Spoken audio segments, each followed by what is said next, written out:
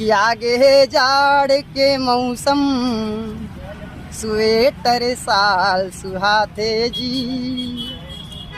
अंगेठा आगी गोरसी तीर बैठे रेला भाते जी आगे है जाड़ के मौसम स्वेटर साल सुहाते जी अंगेठा आगी गोरसी तीर बैठे रेला भाते जी और सूरज के रौनिया तिर सबके मन दौड़े दौड़े जाते सूरज के रौनिया तिर सबके मन दौड़े दौड़े जाते और नहाए के गोठ सुन सुन के नाक सुर सुर बुहाते जी।